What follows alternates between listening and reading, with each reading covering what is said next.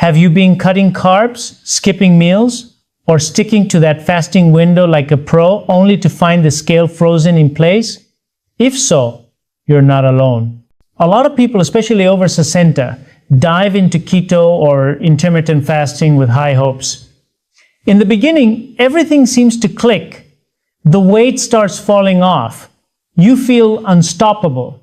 But then out of nowhere, everything just stalls.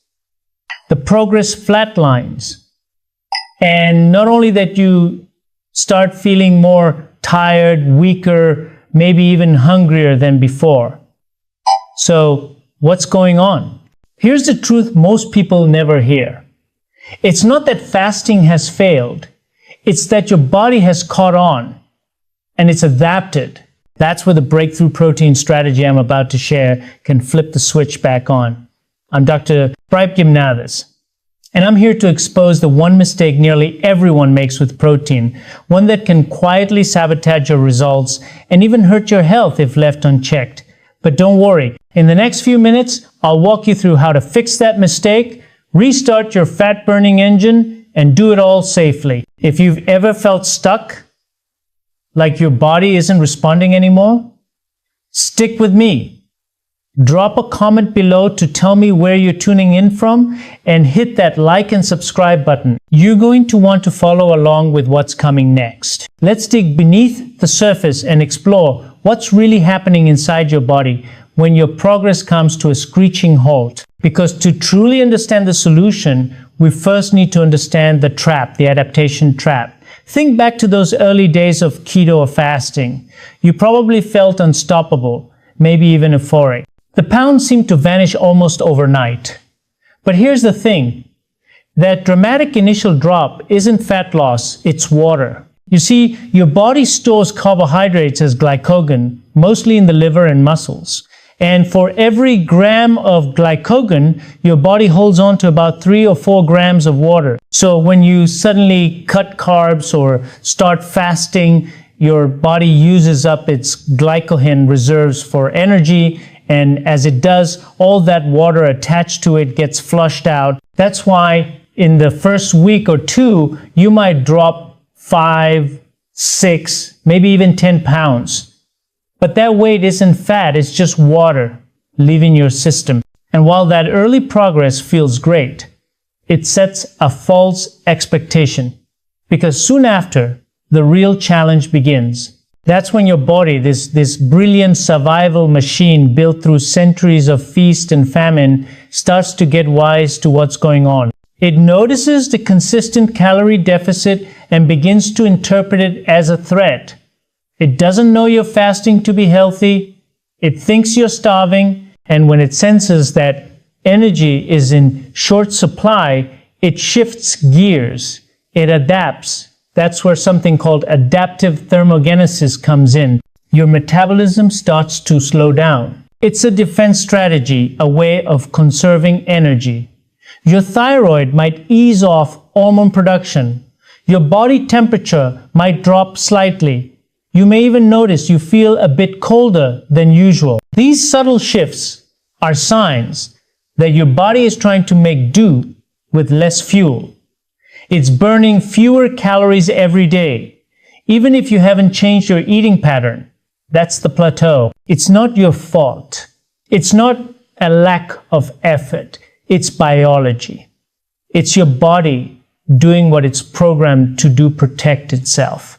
And this is where things start to get risky, especially if you're over 60. Because once your metabolism slows, your body starts looking for other sources of fuel. And if it can't get enough protein from your diet, it starts pulling it from somewhere else, your own muscle. When your body doesn't get enough protein through food, especially during fasting or low-calorie eating, it doesn't hesitate. It taps into your muscle tissue to get what it needs. This process is called catabolism, and while it might not sound alarming at first, the consequences are serious. Your muscle mass is one of the most important assets you have. It's more than just strength or appearance, it's your metabolic engine. The more lean muscle you have, the more calories your body burns around the clock, even when you're just sitting or sleeping. Think of muscle as your body's internal furnace. Shrink that furnace, and your ability to burn energy drops dramatically. So when your body breaks down muscle for fuel, it's like downsizing your engine.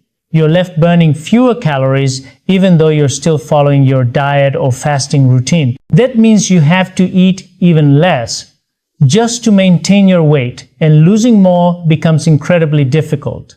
This is especially true as we get older. It's why so many people feel like their body is working against them. But it's not betrayal, it's biology. And it becomes a huge problem when muscle loss accelerates with age. This condition even has a name, sarcopenia. It's the natural age-related loss of muscle mass and strength. But when you layer in an unbalanced fasting or keto diet, it speeds up the process. That's not a longevity plan. It's a fast track to aging faster. Losing muscle doesn't just make you feel weaker. It affects everything. Your balance, your posture, your ability to carry groceries, climb stairs, or get out of a chair. Over time, it raises your risk of falls, injuries, and long-term disability. You're not just losing weight, you're losing independence. You're losing vitality. And as if that weren't enough, there's another hidden danger quietly making things worse. Cortisol. When your body feels like it's under threat, low on fuel, low on protein, it releases cortisol, your main stress hormone. Cortisol is designed to help in emergencies. It mobilizes energy quickly when you need it. But chronically elevated cortisol, the kind that happens when your body is in a state of constant stress from undereating or muscle breakdown, has a dark side. It tells your body to store fat, especially around your midsection. That's right. The more cortisol in your system, the more likely your body is to hold on to or accumulate visceral fat, the dangerous type that wraps around your organs and fuels inflammation. So let's think about the pattern we're seeing. You fast longer, eat less, and maybe even see a few more pounds drop. But your body responds by breaking down muscle, ramping up cortisol, and storing more fat. Not just any fat, belly fat, the kind that drives conditions like type 2 diabetes, heart disease, and other chronic illnesses. Here's the cruel twist. You may look thinner, and the scale may even go down, but your body composition is getting worse. Less muscle, more fat. That's what we call becoming skinny fat. And it's a dangerous place to be. Your metabolism slows, your strength disappears, and the health risks climb. All from doing fasting or keto the wrong way. So, where do we go from here? First, we need to fully grasp just how dangerous this biological trap is, not just for your weight loss journey, but for your long-term health. Because this isn't just a plateau. This is your body sounding the alarm. And if we don't address the underlying issues, especially muscle loss, we're not just stalling, we're heading in the wrong direction. Let's zoom in on what makes this so deceptive. The most dangerous part of this entire process is how silently it unfolds. You step on the scale, and the number's going down. It looks like everything is working, but inside your body, something else is happening, something your eyes can't see. It's not just your biceps or legs losing mass. Your body doesn't pick and choose. When it's starved for amino acids, it pulls from any available muscle tissue, including the smooth muscles that line your digestive tract. This can slow down digestion, leading to bloating or discomfort. It even affects the diaphragm, the muscle you use to breathe, potentially making breathing shallower over time. And most critically, it affects your heart. Your heart is a muscle, arguably the most important one in your body. It contracts non-stop to keep you alive. When you're not getting enough quality protein, your heart doesn't get the amino acids it needs to repair and stay strong. Over time, this weakens the heart's function. This is why many older adults who fast improperly report deep fatigue that no amount of coffee can fix.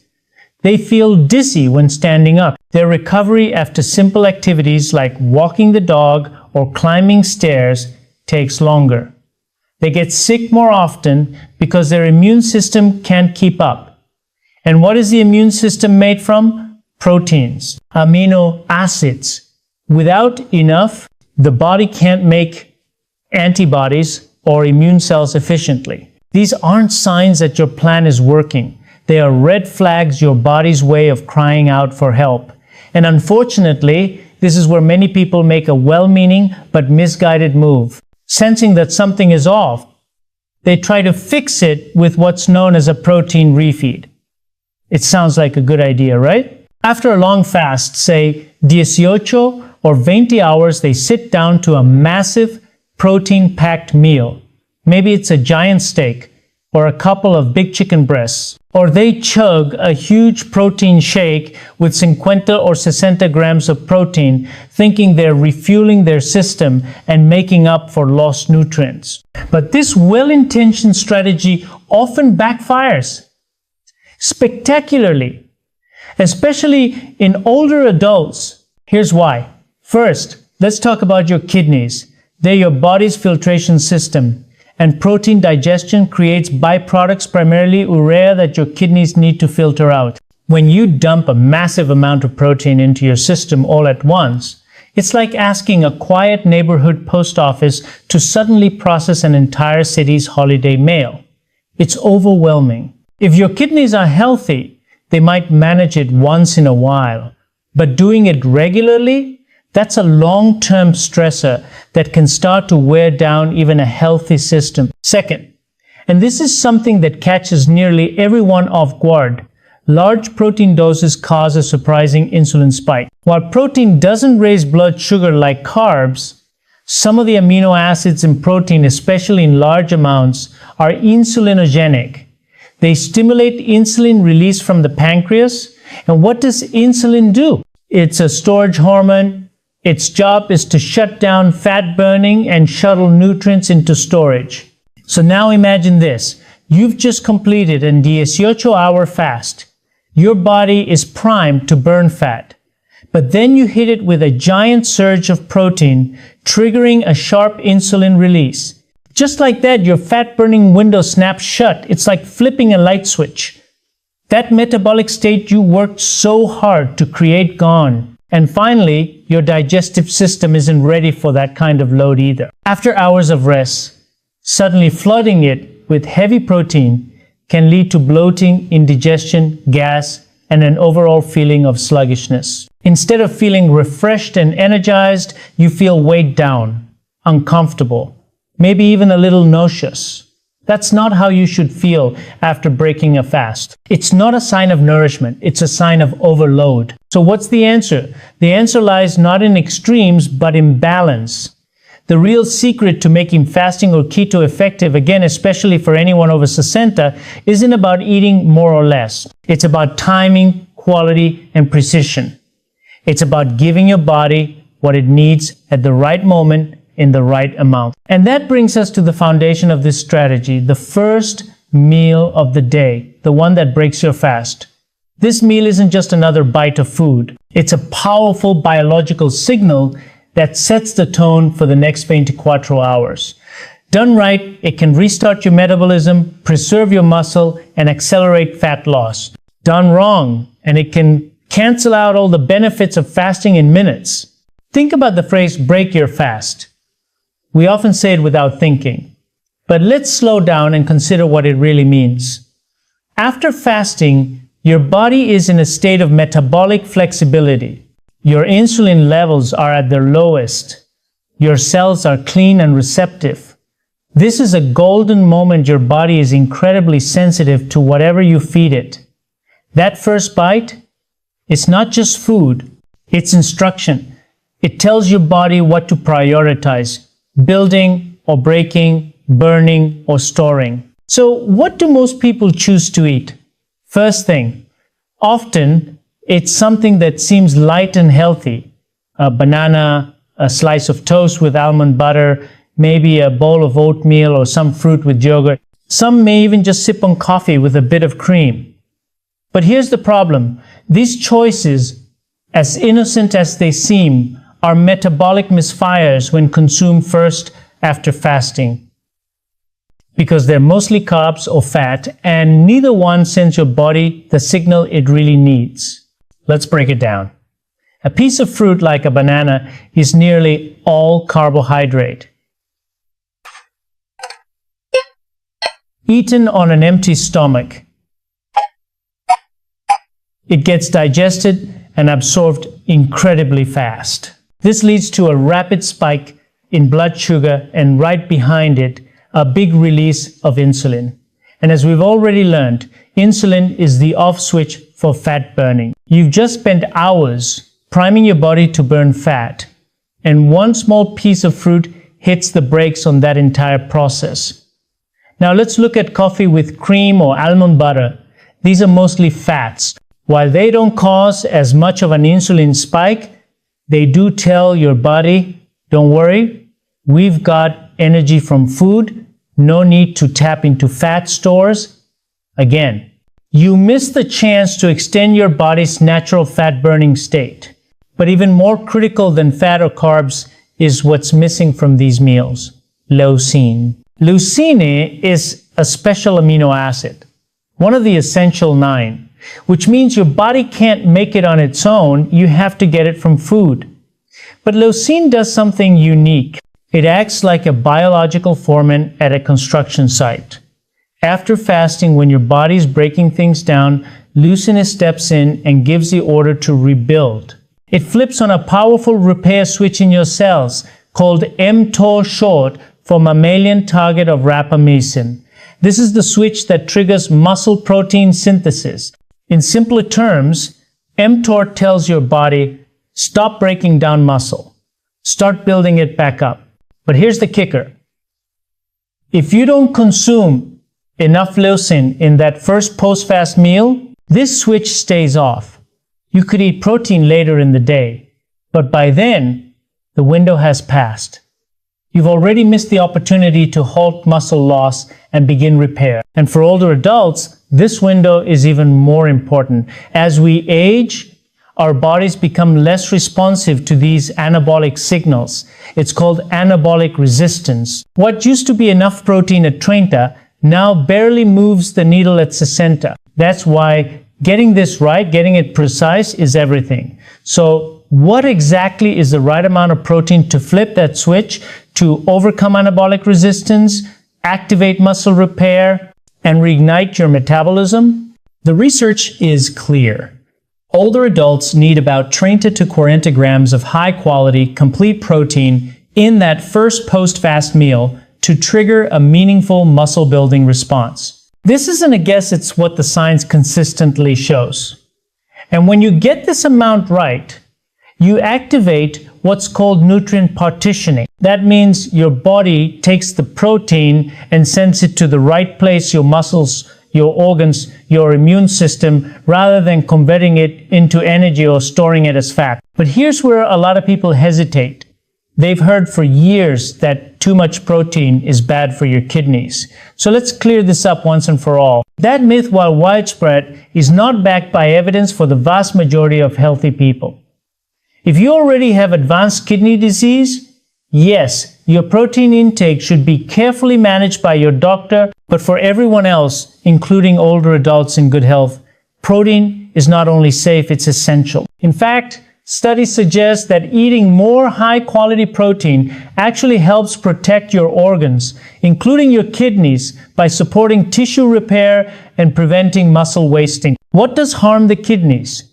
Chronic dehydration, poor quality, highly processed protein powders full of additives, and ignoring underlying health conditions. But clean, whole food protein, combined with proper hydration, supports your body, it doesn't stress it. Avoiding protein out of fear is one of the fastest ways to accelerate aging, weaken your bones, and sabotage your metabolism. So now that we've cleared up the confusion, let's bring everything together.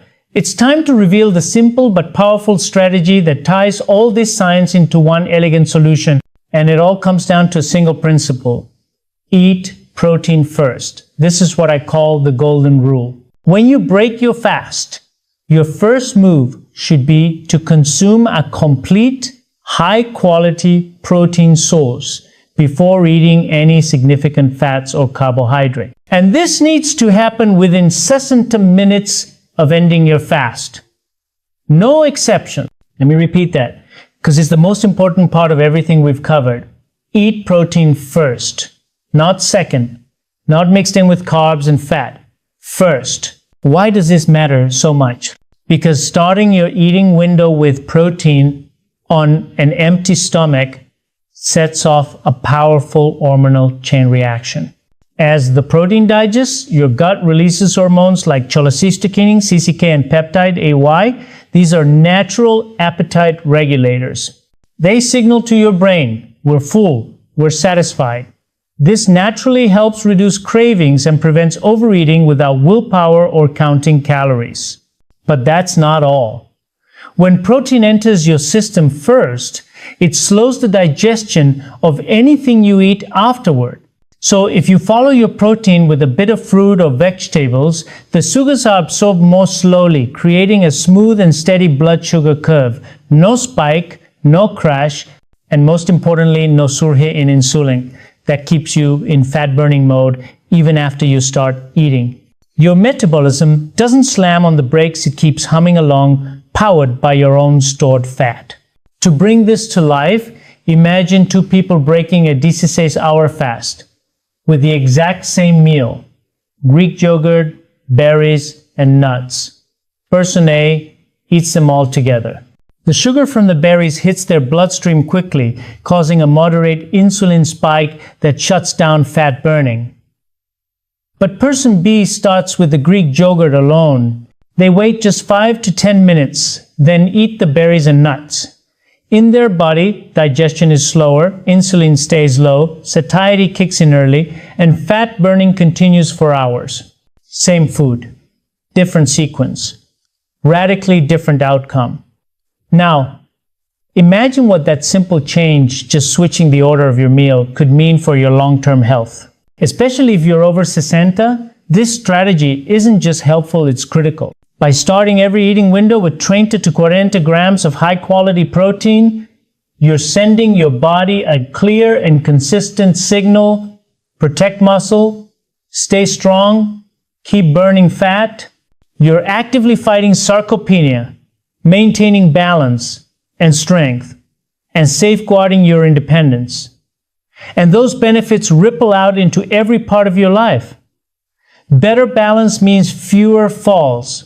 More muscle means better posture, stronger bones, and easier movement. A stable metabolism means you can enjoy a wider variety of foods without gaining weight. This isn't a weight loss hack, it's a blueprint for longevity. But let's take it one step further and put this into practice. Because knowledge is only potential power, action is where real transformation begins. Here's how to make this your new daily habit. Right after breaking your fast with that protein-first meal, incorporate these 2 minutes of light movement. Nothing intense, just a walk around your block, a few squats at your kitchen counter, or some resistance band exercises in your living room. That light movement activates your muscles and makes them incredibly receptive to the nutrients you just ate. It opens the door literally and helps shuttle the amino acids straight into your muscle cells for repair and growth. This isn't about burning more calories. It's about directing your nutrition exactly where it needs to go. Now, let's talk about the best protein options for your first meal. Quality matters just as much as quantity. You want complete proteins that are rich in leucine, easy to digest, and low in inflammatory compounds. Some of the best choices include pasture-raised eggs. 3 to 4 can get you close to your 30 gram target. Wild-caught fatty fish like salmon or mackerel, which give you protein and anti-inflammatory omega-3 segundo. Plain Greek yogurt or skyr, look for full-fat versions with no added sugars. They're packed with casein, a slow-digesting protein that keeps you full longer. If you prefer a shake, go for a clean whey protein isolate one, without artificial sweeteners or fillers. And if you're plant-based, it's all about smart combinations. lentils with quinoa, beans with brown rice, or a blend of pea and rice protein powder to ensure a full amino acid profile. But even the best foods can backfire if you fall into a few common traps. Mistake number 1, backloading your protein. Many people barely eat protein all day and then consume a huge amount at dinner. Problem is, your body's ability to use that protein for muscle building is strongest earlier in the day. At night, your anabolic sensitivity is lower and excess protein is more likely to be wasted or stored. Spread your intake more evenly with that crucial front loading at breakfast. Mistake number 2, relying on dirty protein. Watch out for processed protein bars and shakes. Many are filled with sugars, syrups, chemicals, and low-quality fats. Always check the label. If you can't pronounce the ingredients, don't eat it. Whole foods should be your first choice. Mistake number 3, neglecting hydration. Protein metabolism demands water.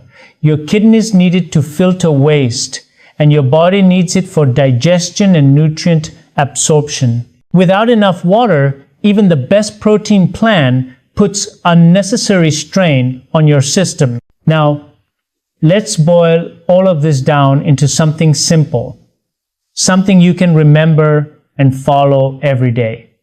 First, the golden rules. Eat protein first. Do it within 60 minutes of breaking your fast. Hit 30 to 40 grams from a clean, complete source. Add light movement after that first meal. And stay hydrated throughout the day. Then, the don'ts. Don't break your fast with carbs or fats. Don't rely on dirty protein. Don't save all your protein for dinner.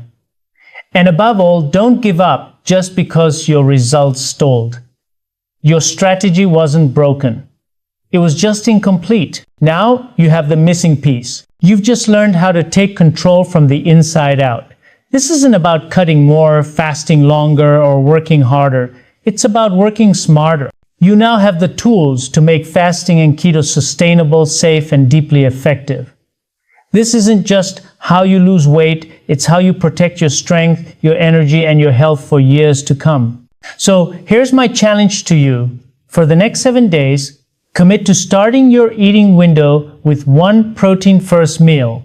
Just 1. Give it a real try. See how your body responds. See how you feel. That's how real change begins, with a small, intentional step. If this video inspired you, please hit that like button. It helps more people discover this message. Share it with someone you care about, because this kind of health insight should be shared. And of course, subscribe to the Better Health Advice channel so we can keep learning and growing together. Finally, I'd love to hear from you. Drop a comment below. Tell me where you're watching from and how old you are. Your story matters, your progress matters, and your presence here inspires others more than you know.